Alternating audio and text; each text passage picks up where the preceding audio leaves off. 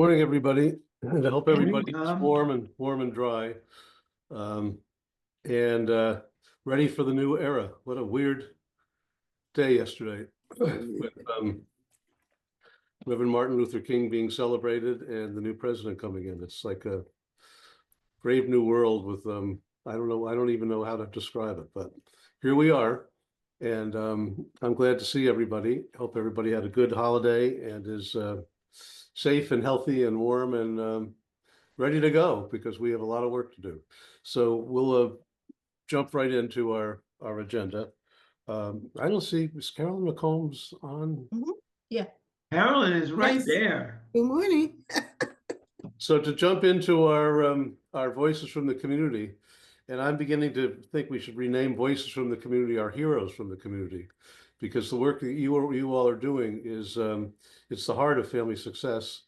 And Carolyn McCombs is not only a board member of the Family Success Institute and the leader of the New Destiny Family Success Center, but one of the amazing driving voices behind the family success movement. And we worked very, very closely to get all of this off the ground. And Carolyn has just soared. So Carolyn, I'm going to turn the floor to you to talk about what you're up to up there in Patterson. Awesome. Good morning. Can everyone hear me? Yes. Great. Oh, great, great. I echo what Tom just said about being in a new era. It's everything's changing around us. And having been in this family success movement almost now 20 years, I have concluded that regardless of who comes and goes, in the White House, we are still here serving families, and we still have a mandate to fulfill. And I'm excited about how we have persevered over many obstacles. And I feel like that's part of my story I'll be telling this morning, and it's going to be brief. But as many of you know, we serve in Patterson. Last year, we touched about 3,500 families through all of the various access points in the local school, in senior sites, in the community at large. And more recently, we became awardee of the Restorative and Transformative Justice Hub Pilot Grant. And it has been an amazing learning journey, but again, very fulfilling. And I wanted to just talk briefly about one of the initiatives that is part of this model. And credit to JJC, because one of the things they didn't want these hubs to become is another social service agency. And so at the core of the work we do is something called circle keeping. And our team began getting certified, trained in peace circles, circle keeping back in March of last year. And over the course of about 5 months, we really immersed ourselves in understanding how to create safe spaces for people who have been harmed, to talk with people who have done the harm, how to create safe spaces for healing, how to create a safe space for families to heal, how to create spaces for people who are very different to connect. And at the core of the model is that it's important that not only those who are speaking be heard, but that that there is a safe space for people to learn and to do introspection. So we began that journey, and as a result, we've been now connecting with probation, the courts, the school system.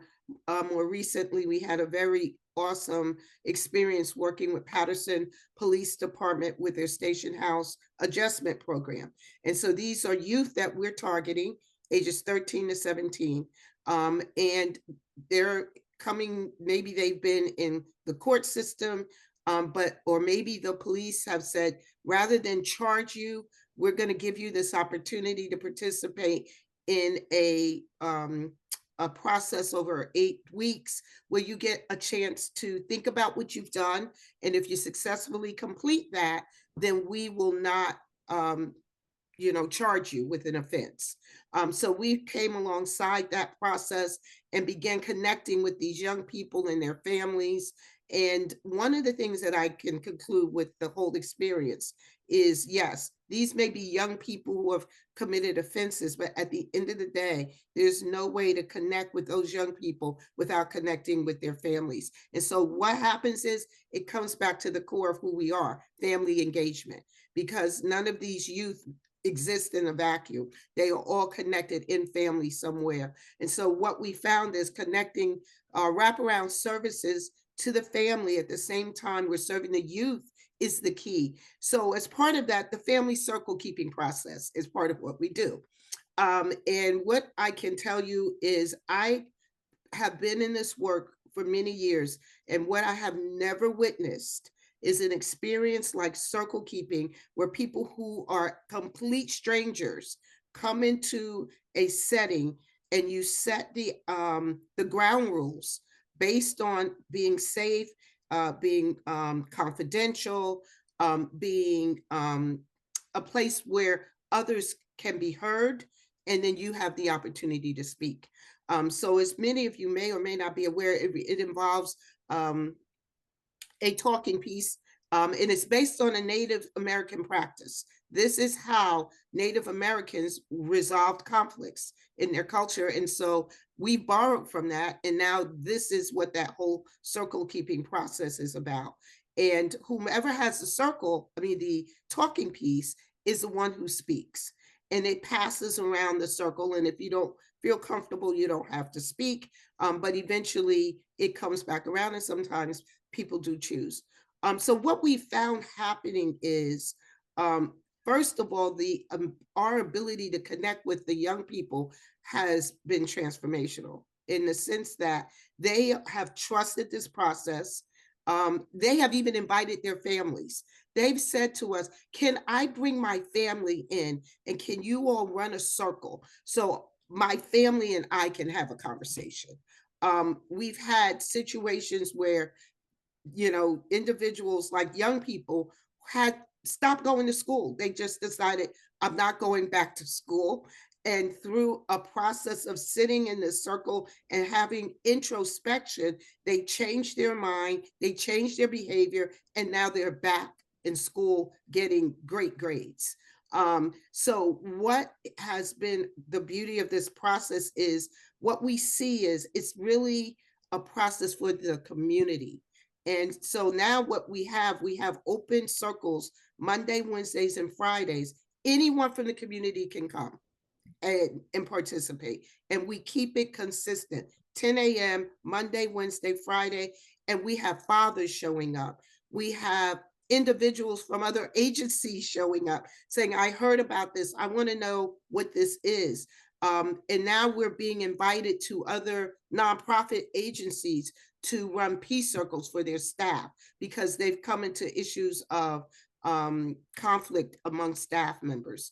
We're also now going into Eastside High School, and again, sitting with youth who, opt to be a part, or they may be identified by the school administration as someone that has been in need of a process to reflect and hopefully gain understanding around how they can change their behaviors. So the long and short of this story is that we have this tool that I really believe is critical to healing in the community, healing in families, and for sure, making a safe space for our youth.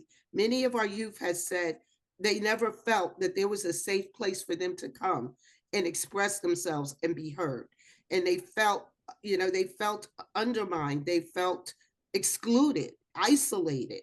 And now they have this process where they begin to participate in circle keeping. So our goal ultimately is to get our young people as facilitators of circles. And so they can go right back to their families, back in their communities, and again, be those peacemakers, be those ones that reconcile others back to the community.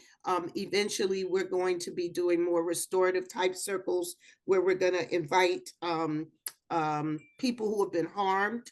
So for instance, right now, we're going to be working in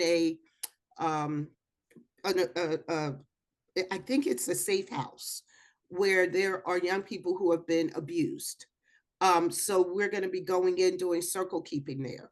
If the opportunity arises, there may be a possibility that we can identify the person that did the harm and connect them with the person that was harmed and facilitate this. But that's all self-election, not anything that's being forced.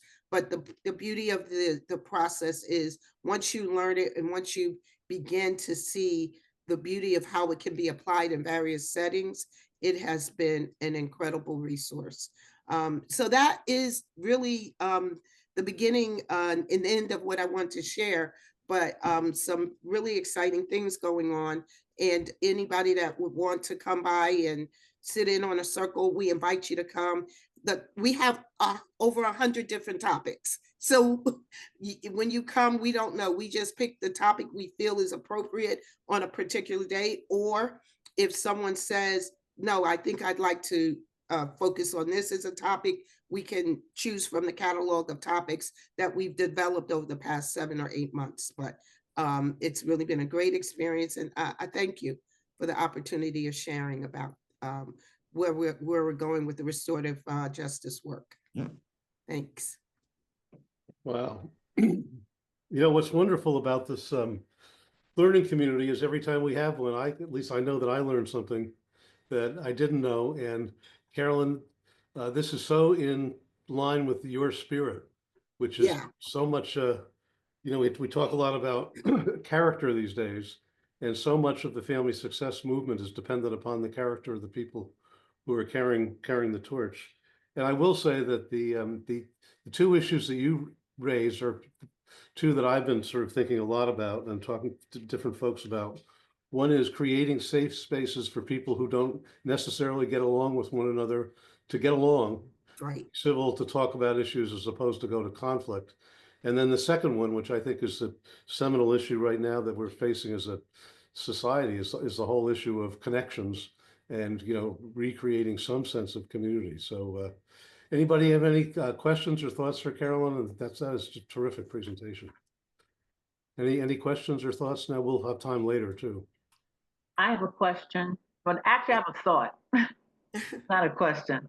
How are you, Carolyn? I'm good. How are you? I'm fine, thank you. I've been here, a member of this community, I guess, for several years, prior to COVID more often than not. And then I took a rest period for a good while after some personal issues happened in my family. And I remember when I first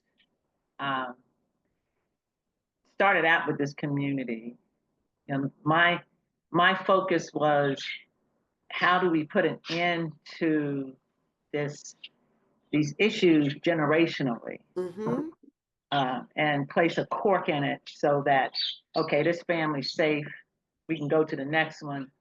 Another cork, this family's safe, go to the next one. And not being involved in organizations like yours or the members of the community, I could see the disconnect between all the organizations, all good, everyone doing good, but there was a disconnect where that cork, generational cork, was not being placed in each family. So while you're working in one family and everything gets settled, there's another family that's having an issue, but the family you're working on, there's nothing to lay that foundation where that generation, the next generation, won't have the same issue. So the cycles are not being broken, right? So I raised that question at that time, and it was talked about and it was recognized. And I'm just wondering, generally, is that something that is highlighted? And I want to use your circle keeping tool as an example of something that could be utilized across the board by every organization that's a member of the community and approach uniformly with that goal in mind. Well, you just expressed the entire vision, Barbara. And that is our vision. Our vision is that we become a city of families, and our ecosystem is composed of this whole circle keeping process. In other words, that it permeates every community, every organization, and the fact that now we have one organization, which is a very large organization in the city, inviting us in to this process. It begins by what you just said. You know, one-on-one, we become believers in the process, and then we want to become stakeholders. So just to give you an example, this one woman who came from this very large organization, and she sat in our circle keeping process, she was so excited. She just started calling all of her colleagues saying, you got to get this in your organization. And we're like, thank you, but we don't really have that capacity right now. But as much as we can, we will respond to those who are expressing the need. But I absolutely agree. We even have circles that connect generations. So one of the things that we've already started doing as well, we've been into senior sites, and we've run circles in the senior sites. And eventually we'd love to bring maybe another 2 generations in to be a part of that, because there is a lot of reconciliation that really needs to come up to happen between generations. But ultimately our goal is that this circle keeping tool becomes part of the culture of our city. And especially it's already in our educational institutions. For instance, Paterson Public Schools adopted circle keeping through Paterson Education Fund over 5 years ago. So they've been introduced to it, but now they're saying we want more. We want to get it implemented as part of the way we do business. So that's definitely something that we could definitely see growing and becoming viral in a positive way. Thank you. That's terrific. Any other thoughts, or Charlie? Yeah. I have a question for Carolyn. It sounds like this can be expanded and implemented by other organizations Yes. at no cost. But I'm wondering, are there any costs involved? So related to it? thank you, Charlie, for that question. We actually, have participated in a series of trainings that certified us. But one of the ones that we participated in that was free was New Jersey State Bar Association.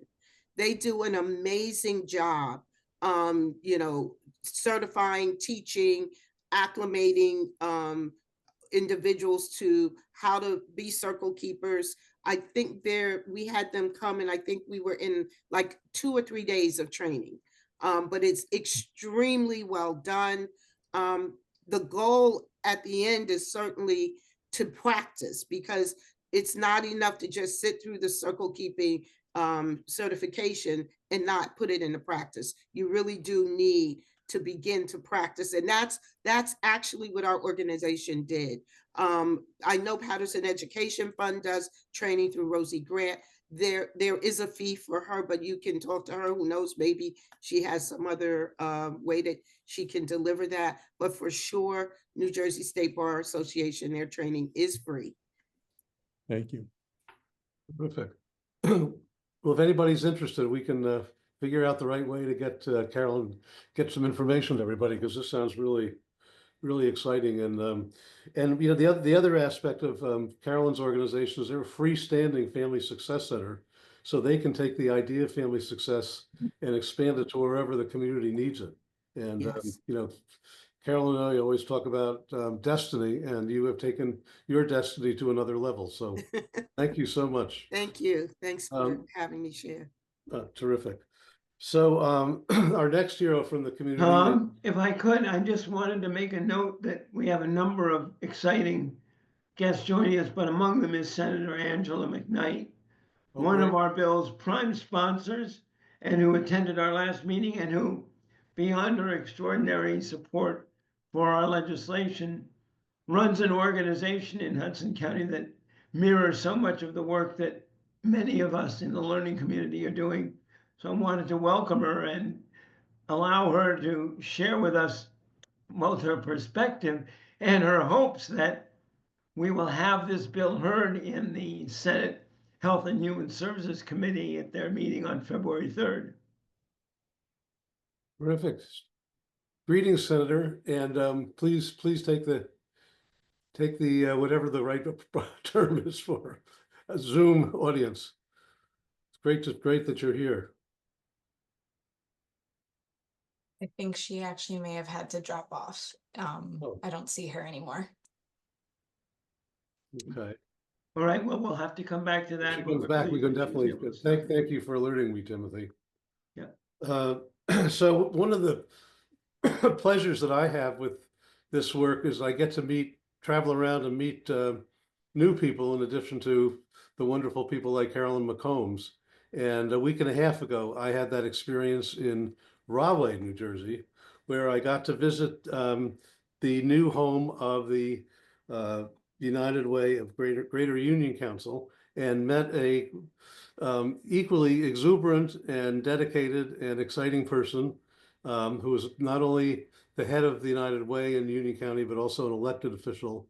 But more than that, just, you know, incredibly impressive and warm and exciting person. Sorry, Julianne, for all this. And who appreciates good food. So, Julianne, we'd like to give you a chance to talk about what you're doing up in Union County. Sure. Good morning, everyone, and thank you, Thomas, for that wonderful introduction. If I could share my screen with everyone, I created a short PowerPoint. I don't know if can you see my screen with the, Yep. maybe I should. Does it say United Way? Hold on, let me do it one more time. Can you see my screen? Yes. So good morning, everyone. We'll start this slideshow. All right, so I am Julianne Cherry, proud president and CEO of the United Way of Greater Union County. And as of June of this year, I will be with the United Way for 2 years. It's important to note that, you know, when you think of United Way, especially in the state of New Jersey, there are 11 of us, and each one of us are very unique and very, very different. We all want to be seen as a convener and really bringing together nonprofits together for a shared sense of community. Many of us do VITA, many of us focus on childcare, many have family success. There is one VITA, there's one United Way that focuses on housing for the homeless. We have a United Way that does ALICE, and then also 211, which is United Way of Northern New Jersey. If you didn't know that is spearheaded by the United Way Northern New Jersey. So we are all very much unique. Very, you know, many, many years ago, when people think of the United Way, they think of us as the employee giving campaign. Some United Ways in the state of New Jersey still focus on that, but many of us have had to morph into impact areas. A United Way Worldwide, that is kind of like seen as like our parent company, and they provided us guidance on 4 impact areas: healthy communities, youth opportunity, and financial security, and then also community resiliency. And not to say that some United Ways don't only focus on these 4 areas, some still do other areas as well, but these are our impact areas. Something about the United Way Greater Union County, we still fund. So we are, although we are a convener over the last year, We have continued to fund 27 nonprofits in the greater Union County. Our catchment area is all 21 municipalities in Union County and also North Plainfield and South Plainfield. We also have over 40 community partners that actually help us with food distribution. The 27 years that I've worked in the nonprofit arena, 10 of those years I worked in community corrections, and the other 10 years I worked at the Community Food Bank in New Jersey as the director of agency. And what I do know is that if someone is struggling with food insecurity, they're struggling with other underlying issues, whether it be health, gaining access to just basic needs. So it was important for us to really grow in this area. So the Community Food Bank in New Jersey, if you are not a partner, I strongly suggest if you, if you want to be able to close the gaps of other services, the Community Food Bank in New Jersey is providing free food to nonprofits to make sure they close the gaps of food insecurity. So we fund and we work with 40 plus nonprofits that help us do the distribution in these areas. A little bit about us. We have 3 focus areas, which is our Success Center. We have one in Hillside High School, one in Elizabeth through Jefferson Park Ministries, and very recently, last year, August, we opened up our United Way Greater Union County Success Center, which is also our administrative building. It is a walk-in center, and all 3 are walk-in centers where anyone could get access to basic needs, rental, utility, food, diapers, maxi pads, backpacks, school supplies, clothing, shoes, whatever you think, you absolutely could walk into any 3 of these centers and get access to these needs. I will honestly say, before I came on board, one of the things that our organization was doing, we were putting Band-Aids on solutions, on problems. And I quickly came on board. I was like, listen, if we're going to do it, we're going to do it right. And, as someone walks in our Success Center, I want us to really look at them holistically and see and really identify what are the challenges within the home. And not just that individuals, but looking at the spouse, the abuela, the child, and really look at the problem with a holistic approach. So with that being said, we've changed our model, and really when someone walks in, we're doing a full assessment of that entire family, because we could easily just give out a gift card and that person will come back. And I said, absolutely, we need to change our model. So that is how we operate our Success Centers, with a holistic approach. We also focus on housing as well. Our United Way last year, we started VITA, which is a free tax prep. We're on our 2nd year providing those services. Last year, we were awarded a lead program through DCA. Again, for those in that area, if you're willing to or open to providing holistic services, that's an entryway for us in our organization to provide holistic services through our Success Center. So although we are doing lead remediation, we are wrapping those services around through our Family Success Center. So once we walk in with that remediation, but we also will look and see if they need other services. Another area is housing and financial literacy. As we start seeing that a lot of the banks and corporations are starting to fund housing and financial literacy through our Family Success Center, that is something that we've always done. But we're going to be doing a more of a unique approach and centered approach through housing, and trying to really focus on how we keep people in their homes and providing comprehensive services as it pertains to how you manage your funding and how do you manage the money coming in your home, and just trying to keep you in your home.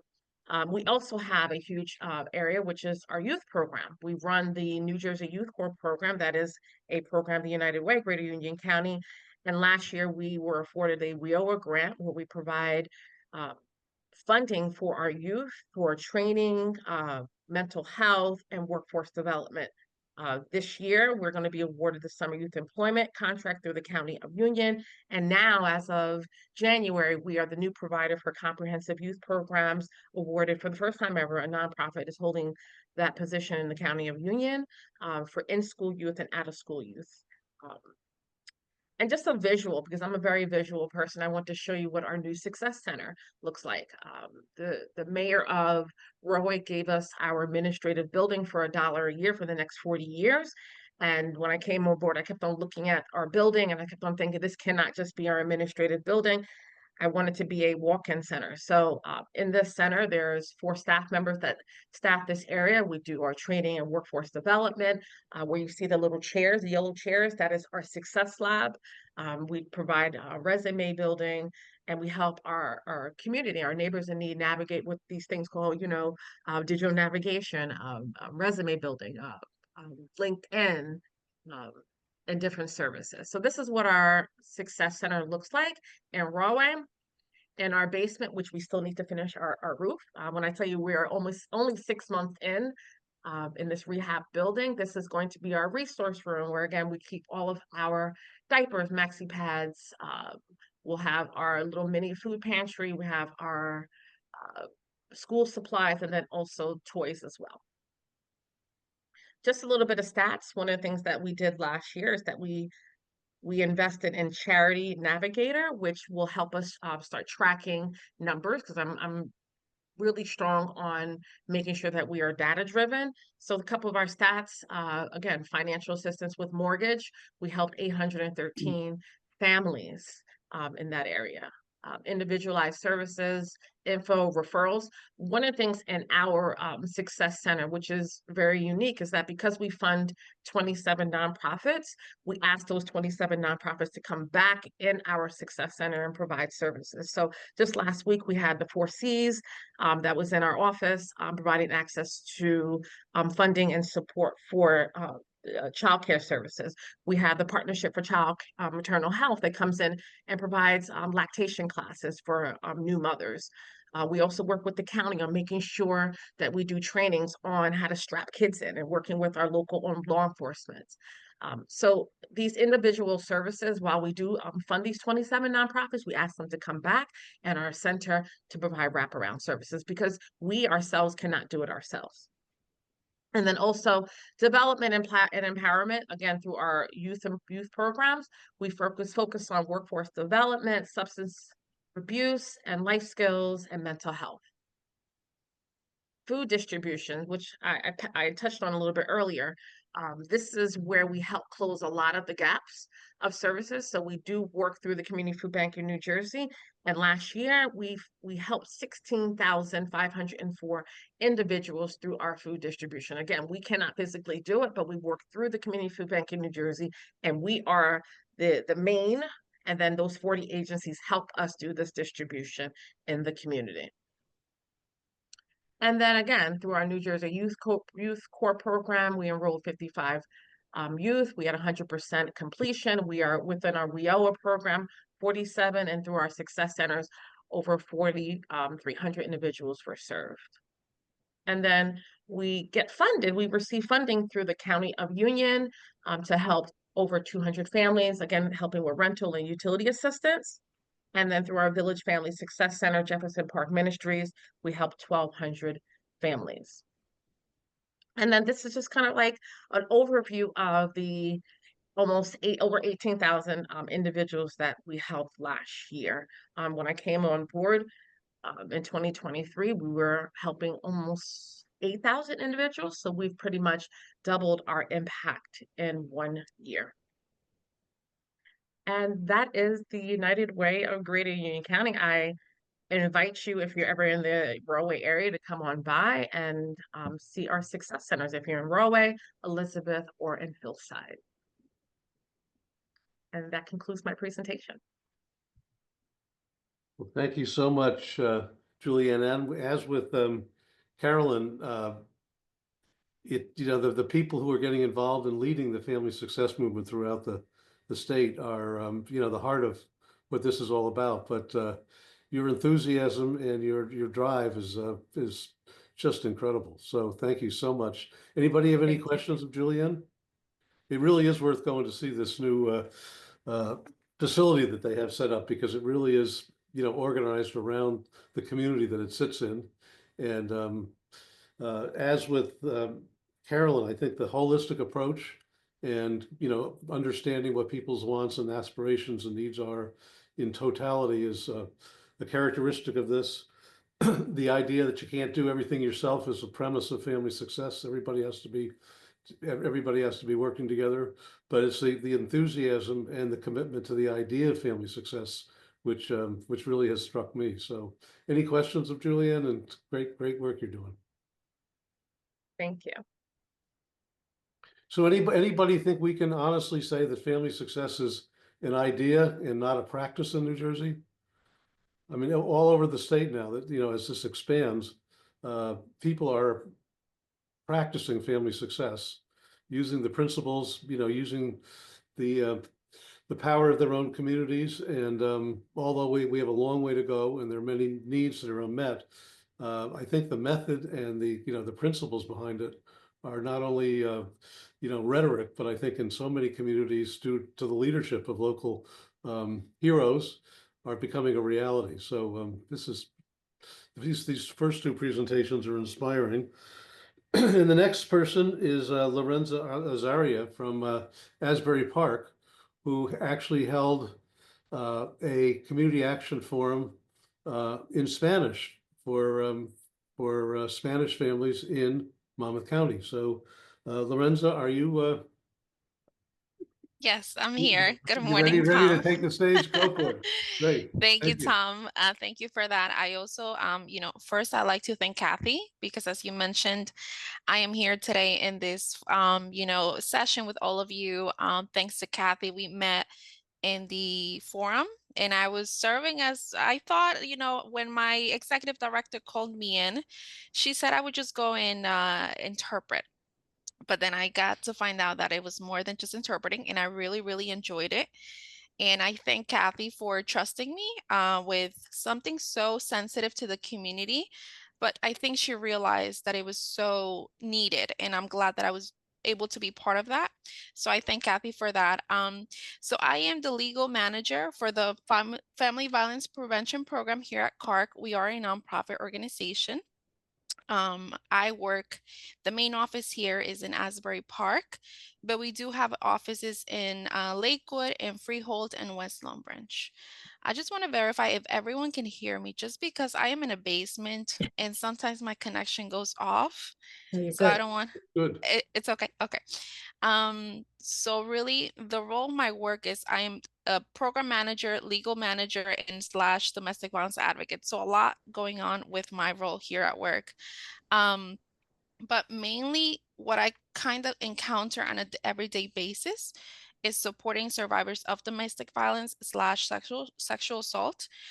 So it's a very as it may sound like, it's very hard work that we have to kind of tackle as a team, but it's also very rewarding. I'm very I don't know. I'm very excited for what's to come, but as Tom mentioned, we're starting in a new era, so I'm concerned with how grants are going to work for domestic violence program moving forward.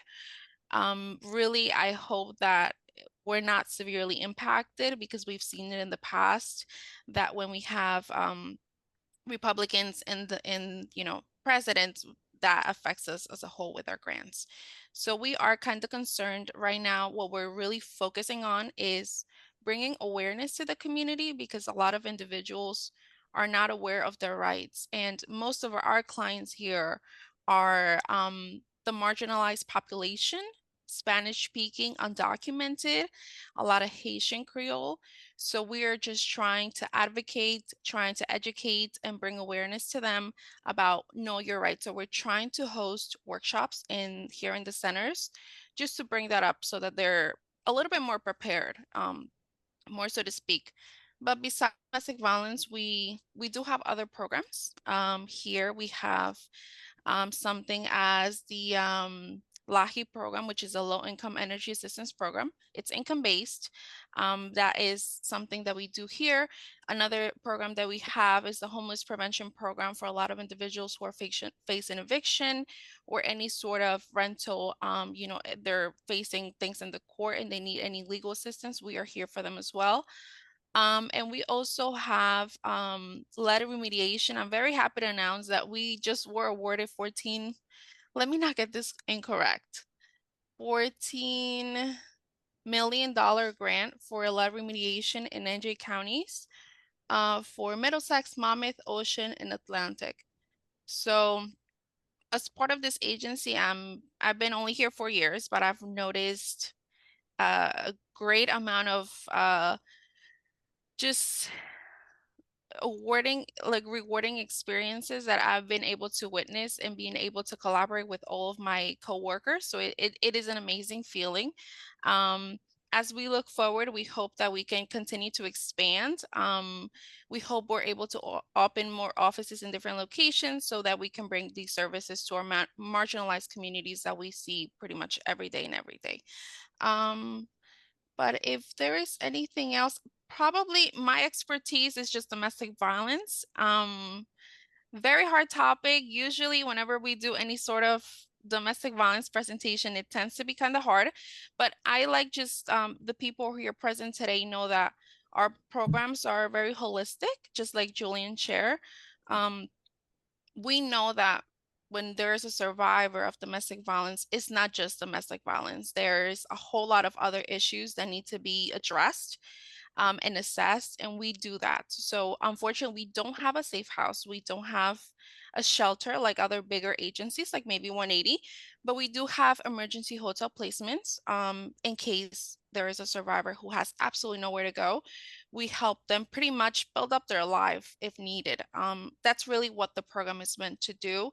And we do as we go. And like someone else mentioned earlier, it's nice when you're able to work as a organization as a whole. So anything that we're able to help them with in other programs, we will definitely refer them so that they get all the help that they need, because domestic violence, yeah, they need a lot of help. So we're very happy to be able to collaborate with other programs within our agency. And if we don't have that, we may refer out to other agencies that are able to assist. Let's see. Lorenza, do you want to mention a little bit about the Community Action Forum that you facilitated? Yeah, so I did, like I said, my executive director said she just believed it was translating. But I got to meet Kathy. She kind of informed me about what it was all about. And it was very nice because that was not unusual to me. Most of the forums that we conduct are basically kind of in Spanish. So I was able to go in with Kathy and meet with families and kind of explain to them and have a conversation with them, which what I like, it was very it wasn't anything super formal, and I felt that the families felt comfortable.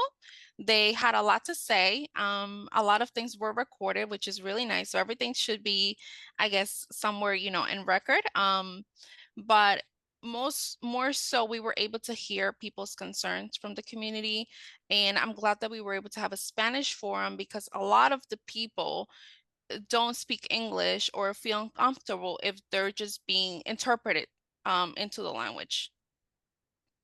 Yeah, Lorenza, that's just so true. And when I was listening to Carolyn talking about the circles, in a lot of ways, our community action forums are kind of like that because it's a place where people are authentic. We listen, we accept, and it allows people to share, what's really going on. And everybody told me that, they're not going to talk. They don't trust you if they don't know you. I sat in, just this, if Lorenza needed any help, I could just pop up. But I swear to God, it was in Spanish. I don't speak Spanish. I felt like I heard everything those parents were talking about. Just the way they shared, the way they trusted Lorenza. So she may say she's just this or that, but she's got a real knack for working with groups. So amazing. Well, thank you Thank you, very much, Kathy. Lorenza, and thank you, Kathy. And once again, I think that the quality of people who are doing this work out in the community is just astounding to me.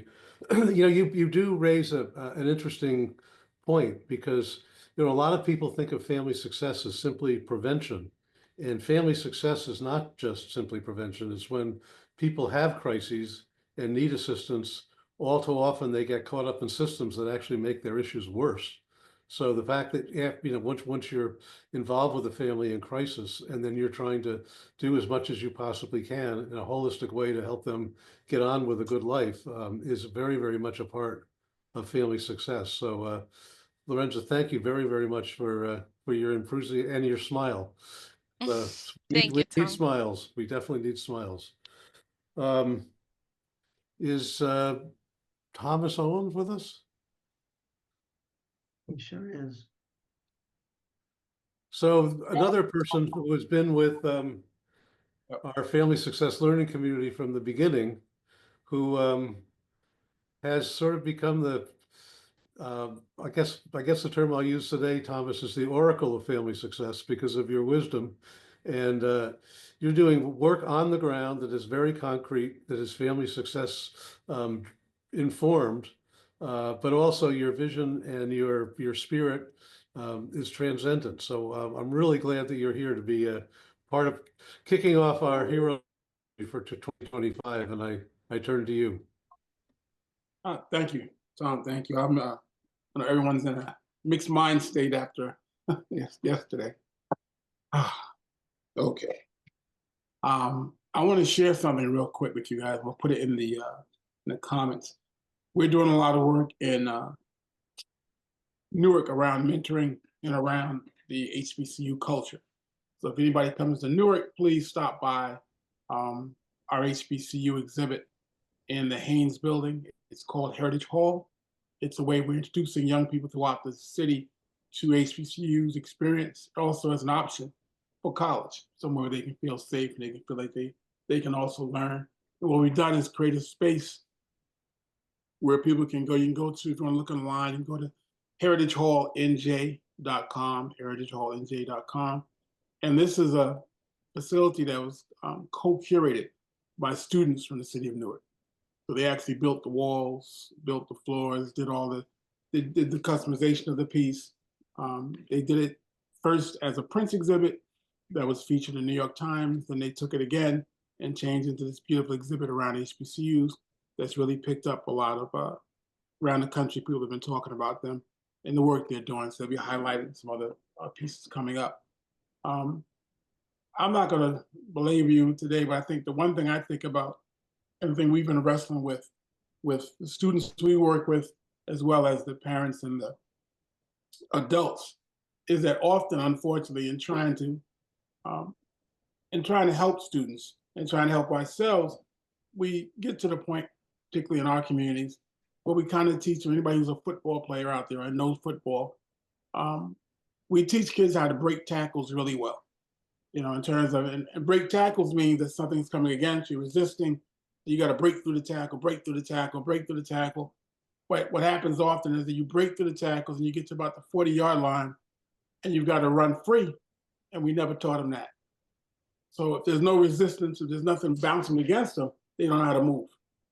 So what we want to do is really focus in our work with our young people is focusing on how to be free and how to run free. Because so much of the conversation is around somebody trying to confine you or put you in a bag, that kind of thing. So often we forget to teach people and to work with young people to discover their own freedom.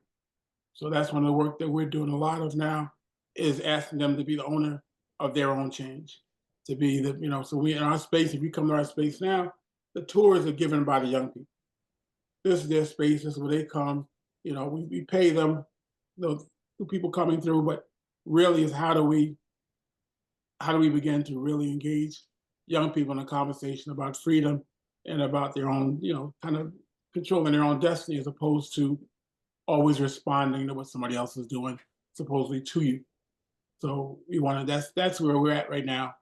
I'm taking a group of kids, a group of people down next week to the National Mentoring Conference and Summit in Washington, D.C. And for the first time, Newark is being represented down there.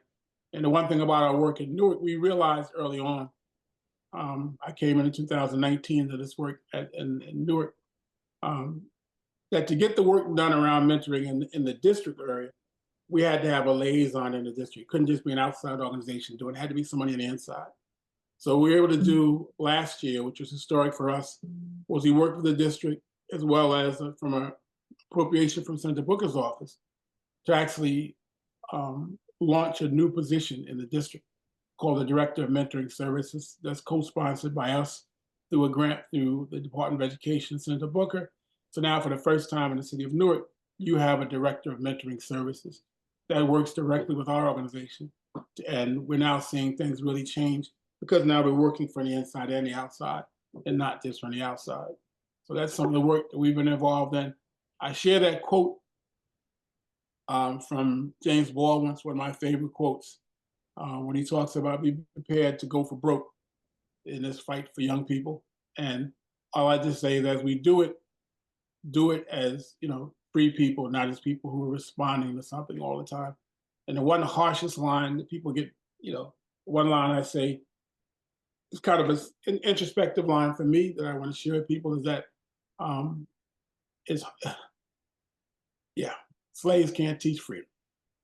So we have to first free ourselves. That's the quote from Our Deepest Fear. It says when we first release ourselves from our own fear, we automatically free everybody in the room. So I just encourage everybody just to be free. Don't get overcome by circumstances. We've been here before, and we can make it through this also and rise even higher. So thank you. Thank you, Thomas. And it's great to see you. Anybody have any thoughts or questions or for Thomas? And again, I'm going to just keep banging away at this idea that, family success is alive in practice all over the place in New Jersey. And the quality of the people who are the leaders and heroes in this is just continuing to be inspiring.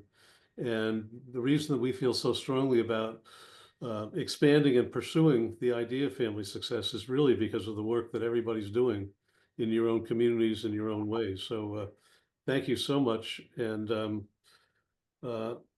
just, this year is going to be an interesting year. And I think that the biggest challenge is going to be around a little bit what Carolyn talked about is how do we connect and interact with people who we don't necessarily see things the same way or interact with us, but we have to move away from this conflict model. The conflict, what conflict begets conflict, and the family success movement is based in conciliation and love and embrace of everybody. So it's going to be a challenge, but we can do it. We can definitely do it. So any thoughts or questions for any of the heroes from the community today before we move on the agenda? Right. I just wanted to direct to Sheena and say that I definitely agree with that. That I work with that, I see that very much. And yes, I don't think that there are enough services or enough emergency services for domestic violence survivors. And I think the housing issue, yes, is for everyone, but we are also struggling very much to offer housing services to our survivors of domestic violence. So that tends to be like the number one issue, like that why survivors don't leave the domestic violence relationship because they don't have anywhere to go.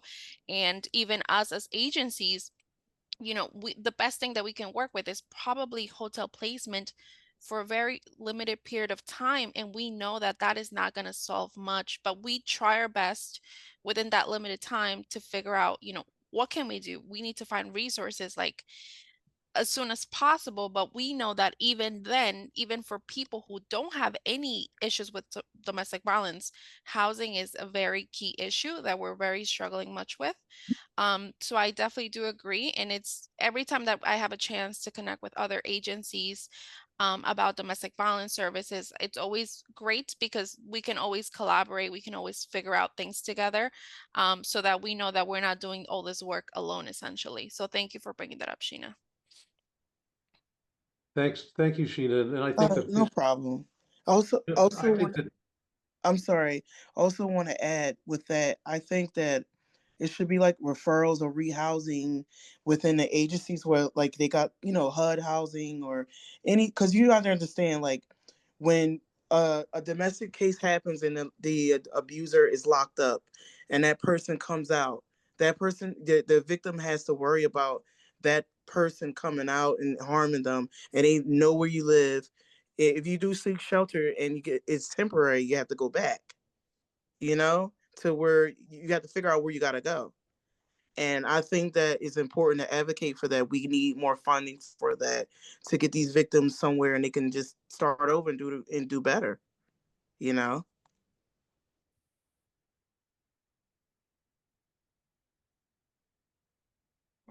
All right. Well, Sheena, thank you for raising this. And one of the things that, that we're pushing for is that every community will identify what that community needs and to have the resources, devoted to meeting those needs in a way that makes sense, for residents, such as yourself.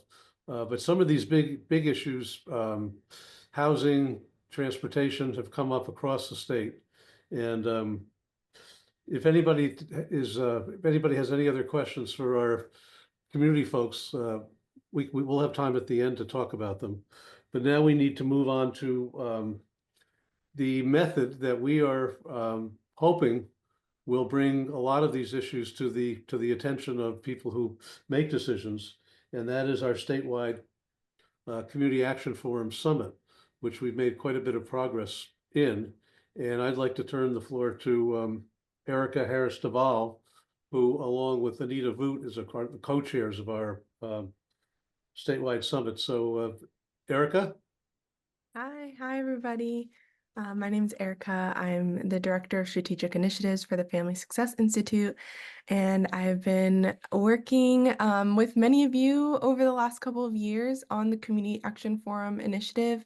Many of you have partnered with us in hosting these community action forums across the state. And so I always like to start anytime I talk in these meetings by saying thank you, because the growth that we were able to see in this initiative, how widespread it became, just how many forums we were able to have. We were able to have 37 forums and counting.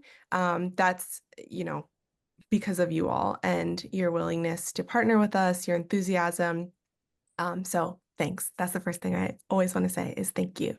To offer a bit of an update. So, as those who are familiar with the Community Action Forum initiative know, the plan has always been for the forums, which, as I said, were held in local community settings across the state, to really culminate into a statewide gathering, right? So everybody coming together in one place. And the vision is to really bring together the community members and the participants of the community action forums, and leaders and decision makers together in one space, with the ultimate goal of facilitating a framework for immediate and ongoing collaboration and for impactful action. So the really exciting update I have on that front is that we have a date, we have a location, May 7th at Brookdale Community College. We will be having the statewide summit. And as we continue to plan towards this gathering, we're looking to our learning community members, especially those that partnered with us in hosting community action forums, to help us with reaching out to and really rallying the community members who participated in the forums, because their voices, their presence is what will be platformed and centered at the summit. We want to hear directly from the community members, as we have been throughout the Community Action Forum initiative. We don't want it to be any different in the summit. And the leaders, the decision makers who we're inviting to come to the summit are really the audience, right? They're there to listen and meaningfully respond with action, with commitments to what the community members are sharing about their experiences, their hopes and dreams for themselves, their families, and their communities. So yeah, I won't, go on too long, but I think many of you can expect emails from me in the coming weeks. If you're especially enthusiastic and would like to beat me to it, I'll leave my email address in the chat as well. And I welcome any connection and conversation around the summit, and we're really excited about it. Thanks, Erica. Anybody have any questions of Erica?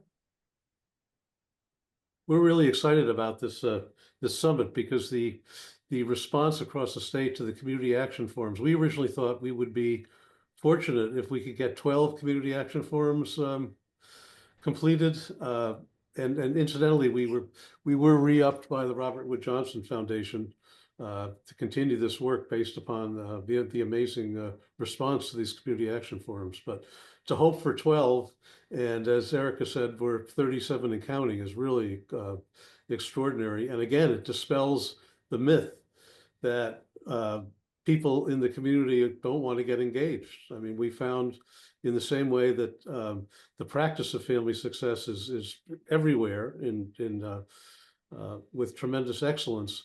We've also found that residents, when they have the chance to be in safe places and safe spaces with safe people, are ready to jump in. So thank you, Erica, for the presentation, and thank you for all the tremendous work that you've been doing. So Timothy, all of this can grow and continue and become the law of the land if we can get our legislation moving as well. So I'm going to turn the floor to you. Great, thank you. And I can't begin an update on where we stand legislatively without reiterating what we've heard from Tom and others, that the work that is going on in this community, the learning community and beyond it in this state, is both extraordinary and independent of all the political forces that are swaying back and forth in our country, because it's grounded in the belief that community and building community is by far the most effective and certain way of providing opportunity, and an equal opportunity in the real sense of that word, to all families and children. And the fact that today we have touched on so many different groups, from adolescents who have crossed the line in the legal world to people suffering from food inadequacy or housing inadequacy or domestic violence, is indicative that in every community there is recognition that there are challenges next door to us, but that if we all put our shoulders to the wheel, we have an ability to surround those challenges and to contribute to their eradication.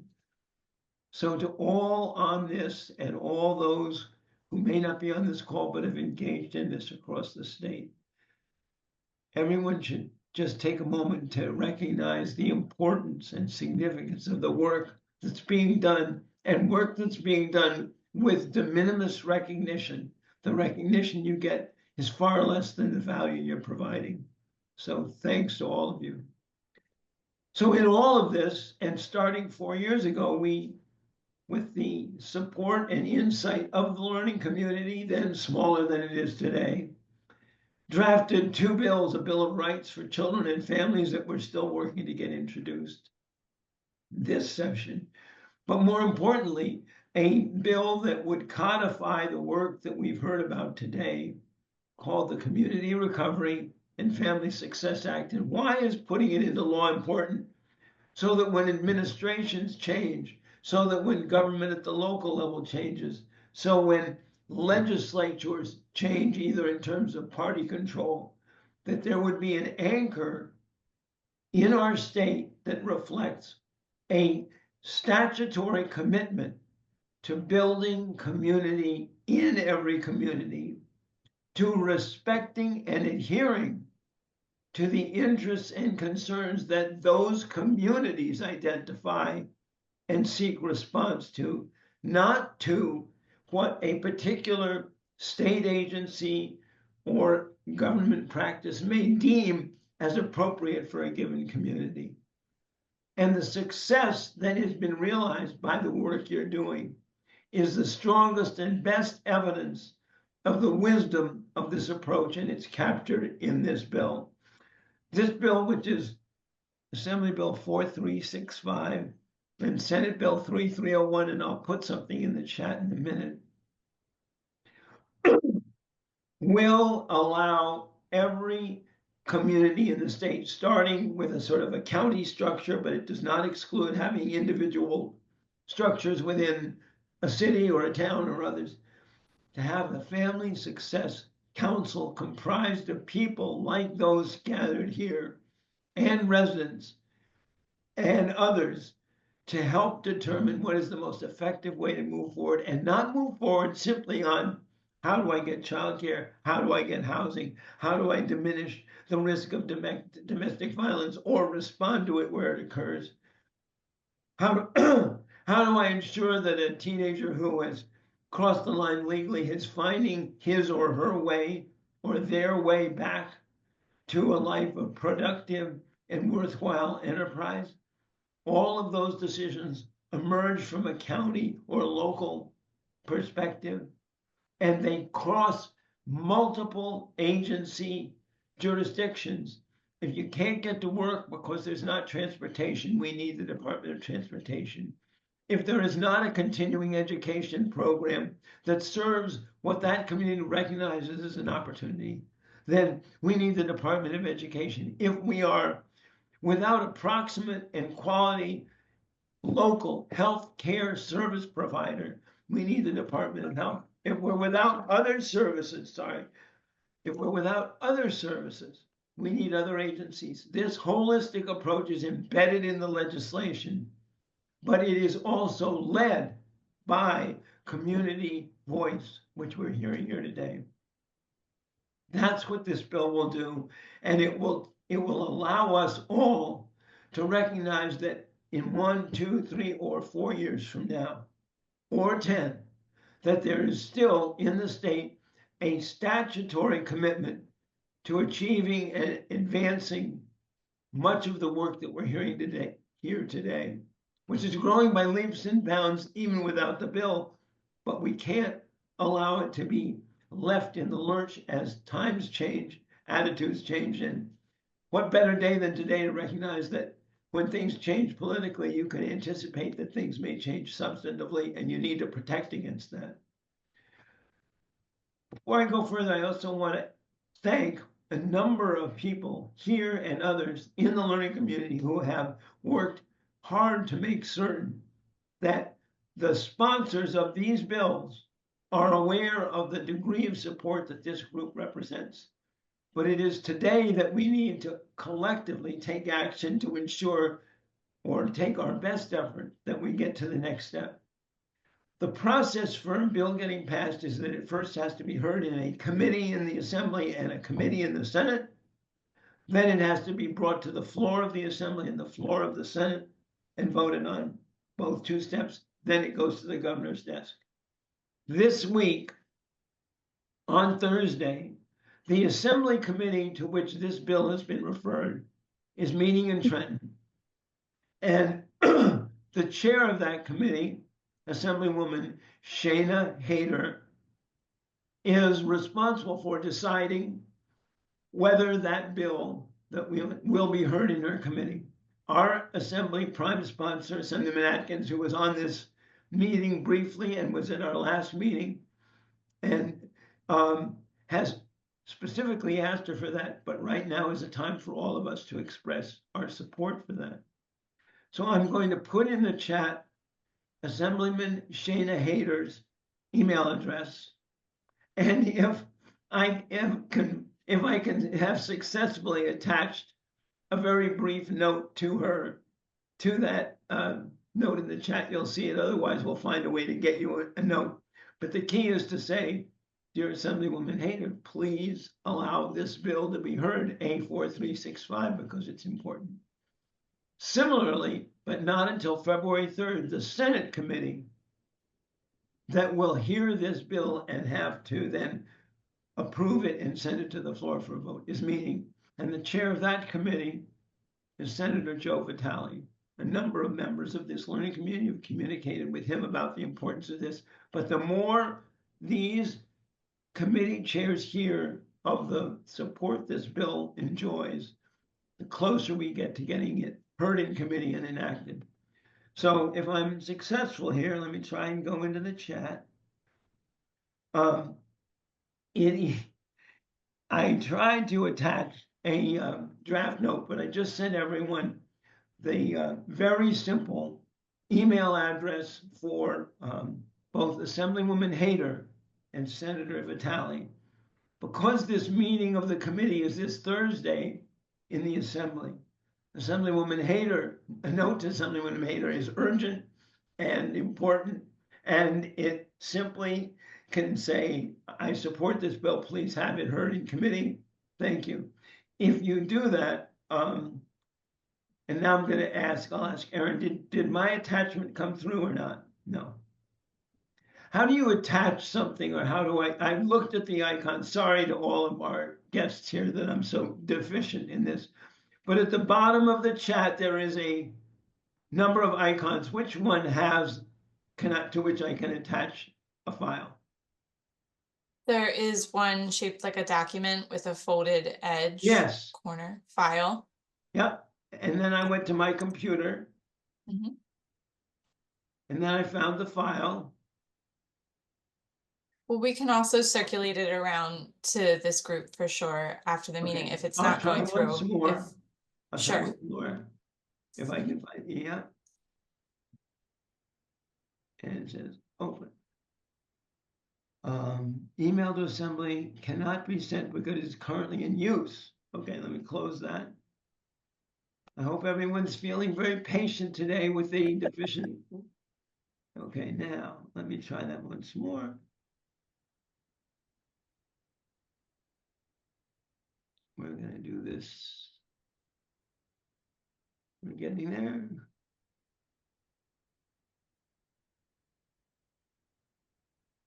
We're getting close.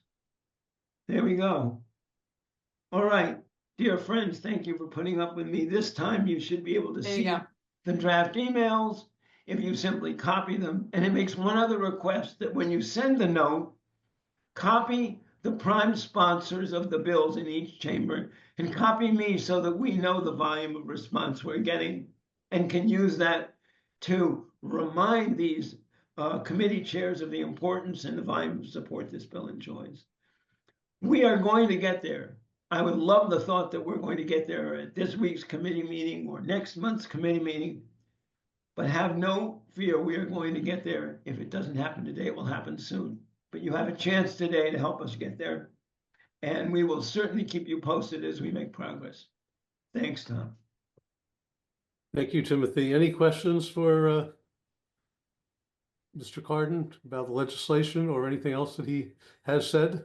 And can we also make phone calls? Absolutely. Absolutely. Any form of communication helps. And if you go online, you can find in the legislative, you go to the njledge.org and you can find a phone number. And that's probably even more useful in this short time frame. But all of the above help. Tim, if it's helpful, our team can issue the email you just sent along with the phone numbers, just to make it easier for everybody. So That'd be just let us great. know. That'd be great. Terrific. Julian. So I just wanted to add that Senator Patel, he does know what a success center looks like. And in full transparency, when we moved to the city of Rahway, we were looking for the person to do signage. And I Googled signage in Rahway, and sure enough, Patel Printing came up, not knowing that this was the senator. So guy pulls up in his pickup truck, he's smoking a cigarette, and then he comes out and he says, "Hi, I'm Joe." And I want to say about back and forth about a good 4 interactions with this gentleman, it clicked that he was the senator. But he's been in our success center, and he knows. I've walked him through what a success center looks like. The last time he did come was about a week ago, and he saw about 10 to 15 people in here. And he said to me, "Julian, it's really bustling in your success center." I said, "Again, let me tell you a little bit about what success centers do." And he was like, "Julian, I'm a believer. I'm a believer." So I do think that this particular senator he understands the importance of success centers and has seen it firsthand. So I just wanted to share that with everyone. That's just great news. And you're picking up the mantle on this has been enormously helpful. Anybody else? Gloria, thank you. Yep. Anybody else in terms of the legislation or the summit or the heroes from the community? Anything else? I'm looking at Kathy Collins to see what's going on in her head right now. You need to Kathy. unmute. Kathy, you're You're on muted. mute.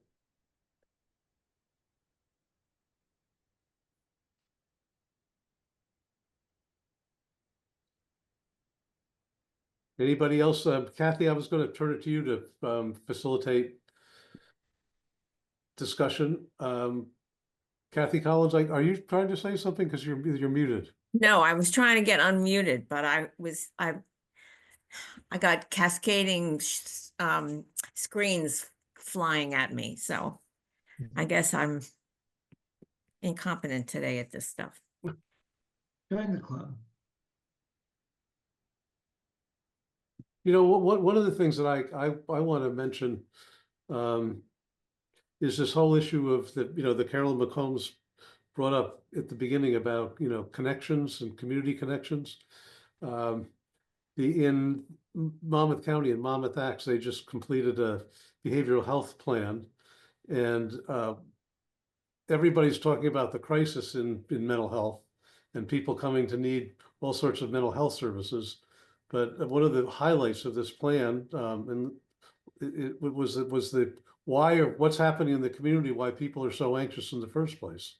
And this whole issue of isolation and technology and, people not having, ways and, safe places to connect and everything is creating a kind of a crisis. And the folks in Monmouth County have begun to do some pretty serious thinking about not only, responding to the crisis itself, but how do we get out there and begin to create the conditions where people aren't in crisis. And I think that cuts across not only the state, but the country, probably the world.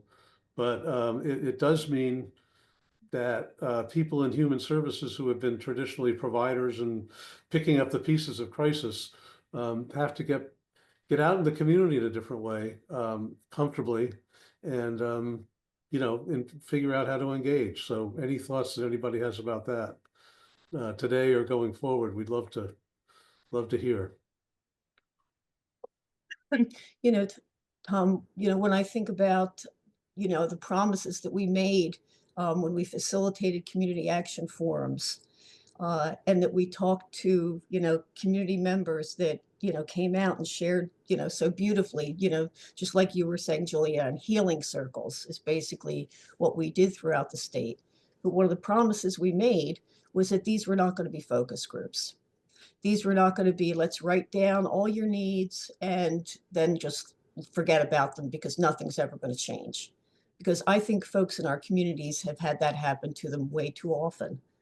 And this summit is a chance for each and every one of us who have been in the field forever, who have been underpaid, have been without enough budget money to meet the needs of families and people that come in asking for help. I think we have to make sure that we keep our promise that each and every, and we need, there's like 2 staff people, 3 staff people at the Family Success Institute. So the learning community is really, you guys are what we need.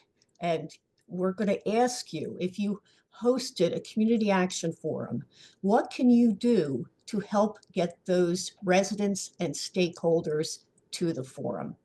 It's going to be a huge challenge for us because when you have, when you're statewide, transportation is a challenge. How long the day is a challenge. Will the parents have childcare as a challenge? But when I look at you guys, I know that you can help us figure this out. Because, and then not just getting the parents there, but the other part of our promise was we need the muckety mucks there. The people who have the power, the people that need to hear, what our families said during the community action forums. So if you could start to think about how you could help us make this successful, reach out to any of us to talk about, does your agency have a bus? Could they get transportation of some kind to bring people to the forum? Who do we need to call up, in county, state, government to say you need to be at this event? This is the place to be. So if anybody has any ideas to share, we're going to be forming a planning committee for the summit.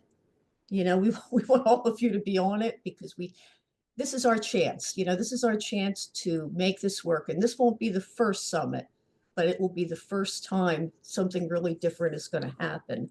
And it's because of this learning community? Kath? I'm just sort of sinking my brain into this now, but to emphasize that the summit is going to be with real people and with people that have participated in forums, because I know we've had lots of them in Monmouth County. Yep. And we have a connection to those people now. And if we plan ahead, we can get them to the summit. And I think if the muckety mucks knew that there would be real people there and not just other muckety mucks, I think that would be intriguing to them. So I think we have to talk that up. That's great. I think that's a great idea. Anybody else? 100%.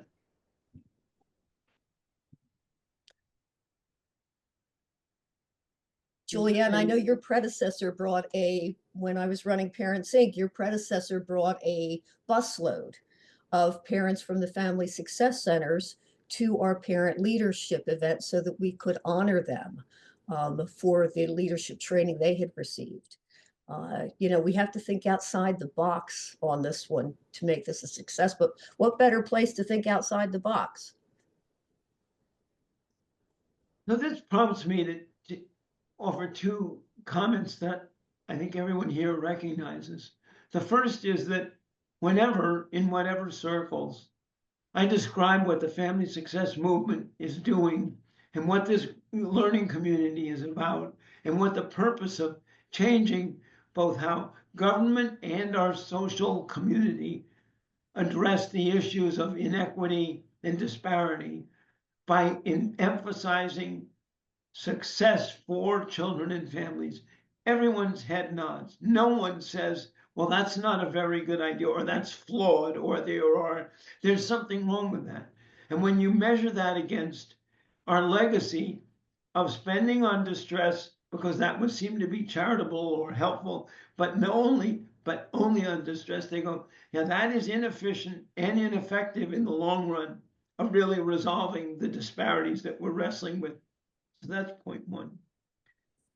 Point two is that building community in the tortured political environment that we are living in right now is also seen as something unusual or extraordinary, but in fact, it is happening. It's happening not just in this learning community, but by the examples that were expressed in this meeting that are happening in communities across the state, across the country. People are still prepared to recognize and act on the sense that we are each other's keeper and can fulfill that. This movement is designed to help government turn in a direction that would support and embrace building community.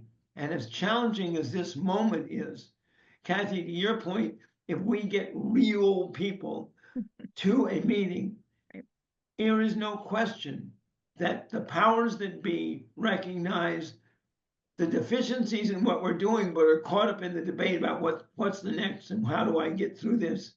If they hear these voices and recognize that their actions can make a difference, we won't change it overnight, but we will change the direction and intention overnight, and the actions will come after that.